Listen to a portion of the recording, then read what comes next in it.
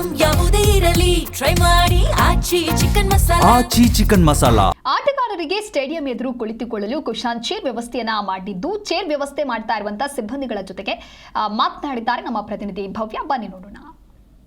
ಆಟಗಾರರು ಕೂರೋದಕ್ಕೆ seat arrangement ಮಾಡುವಂತಹ ಸಿಬ್ಬಂದಿಗಳು ನಮ್ಮ ಜೊತೆ ಇದ್ದಾರೆ. ಸರ್, ಹೇಗಿದೆ ಸೀಟ್ನ ವ್ಯವಸ್ಥೆ? ಎಷ್ಟು ಸೀಟ್ಗಳನ್ನು ಅಳವಡಿಕೆ ಮಾಡಿದ್ದಾರೆ? ಎಷ್ಟು ಜನ ಇದರಲ್ಲಿ ಕೂರ್ತಾರೆ ಸರ್ ಆಟಗಾರರು? ಇದರಲ್ಲಿ 15ರಿಂದ 20 ಜನ ಕೂತ್ಕೊಳ್ಳೋಕ್ಕಾಗುತ್ತೆ ಮೇಡಮ್. ಕೂತ್ಕೋಬೋದು. ಮೇಲೆ ಇದರಲ್ಲಿ ಇರ್ತಾರೆ ರೂಮಲ್ಲಿ. ಇದು ಯಾವ ರೀತಿಯ ವಿಶೇಷವಾದಂತಹ ವಿನ್ಯಾಸಗಳನ್ನು ಒಳಗೊಂಡಿದೆ ಸರ್ ಈ ಸೀಟು? ಕುಷನ್ ಸೀಟ್ಗಳು, ಬಿಸಿಲಿಗೆ ಏನು ಇದು ಹೀಟ್ ಆಗಲ್ಲ, ತಂಪಾಗಿರುತ್ತೆ ಅಂತ ಸೀಟ್ ಇದು ಮಾಡಿದ್ದಾರೆ.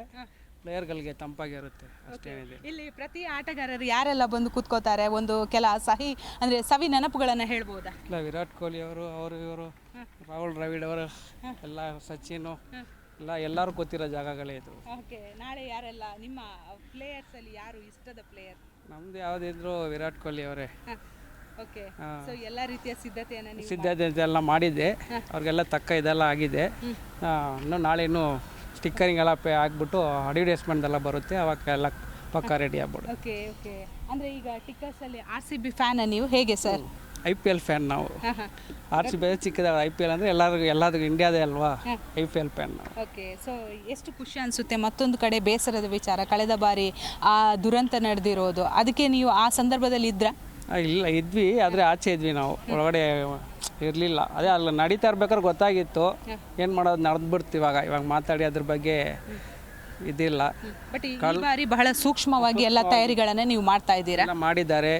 ಪೊಲೀಸು ಜಾಸ್ತಿ ಇದ್ದಾರೆ, ಸೆಕ್ಯೂರಿಟಿಗಳು 2000 ಜನ ಮೇಲೆ ಹಾಕಿದ್ದಾರೆ, ಎಲ್ಲ ಚೆನ್ನಾಗಿ ಮಾಡಿದ್ದಾರೆ. ಓಕೆ ಸರ್, ನೀವೇನು ಹೇಳ್ತೀರಾ? ಅದೇ ಎಲ್ಲ ಚೆನ್ನಾಗಿ ಬಂದು ನೋಡ್ಕೊಂಡು ಹೋದರೆ ಸಾಕು. ಅವ್ರ ಕೆಲಸ ಮುಗಿಸ್ಕೊಂಡು ಆದಮೇಲೆ ಮನೆಗೆ ಹೋಗಿ ಸೇರಿಬೇಕು. ಗಾಡಿ ಚೆನ್ನಾಗಿ ಓಡಿಸ್ಕೊಂಡು ಹೋಗಿದ್ರೆ ಸಾಕು.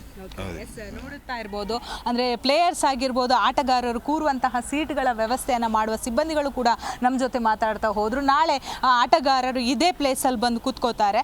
ಅದನ್ನು ಕೂಡ ನಾನು ನಿಮಗೆ ದೃಶ್ಯದಲ್ಲಿ ತೋರಿಸ್ತಾ ಇದ್ದೀನಿ. ಯಾಕಂದರೆ ಇದು ಕುಶಾನ್ ಸೀಟ್ ಆಗಿದೆ. ಇದಕ್ಕೆ ಅಂದರೆ ಇಲ್ಲಿ ಆಟಗಾರರು, ಬೌಲರ್ಸ್ ಆಗಿರ್ಬೋದು, ಹಾಗೆಯೇ ಅಂದರೆ ಬ್ಯಾಟ್ಮ್ಯಾನ್ಸ್ ಆಗಿರ್ಬೋದು, ಹಾಗೆಯೇ ಅಂಪೈರ್ಸ್ ಆಗಿರ್ಬೋದು, ಪ್ರತಿಯೊಂದು ಆಟಗಾರರು ಈ ಸೀಟಲ್ಲೇ ಬಂದು ಕೂತ್ಕೊಂಡು ಇಲ್ಲಿ ನಡೆಯುವಂತಹ, ಅಂದರೆ ಹತ್ತಿರವಾಗಿ, ಅಂದರೆ ನೀವು ಇಲ್ಲಿ ದೃಶ್ಯದಲ್ಲಿ ಕೂಡ ನೋಡ್ತಾ ಇದ್ದೀರಾ, ಇಲ್ಲಿ ಸ್ಟೇಡಿಯಂ. ಸೊ ಅಲ್ಲಿ ಒಂದು ವೇಳೆ ಅಂದರೆ ಒಬ್ಬೊಬ್ಬರಿಗೆ ಔಟ್ ಆದ ನಂತರ ಆಗಿರ್ಬೋದು, ಅಥವಾ ಬ್ಯಾಟ್ ಮಾಡೋಕ್ಕೆ ಹೋಗುವ ಸಂದರ್ಭ ಆಗಿರ್ಬೋದು, ಬೌಲಿಂಗ್ ಹೋಗೋದ ಸಂದರ್ಭದಲ್ಲಿ ಇಲ್ಲೇ ಕೂರುವಂತಹ ವ್ಯವಸ್ಥೆಗಳನ್ನು ಕೂಡ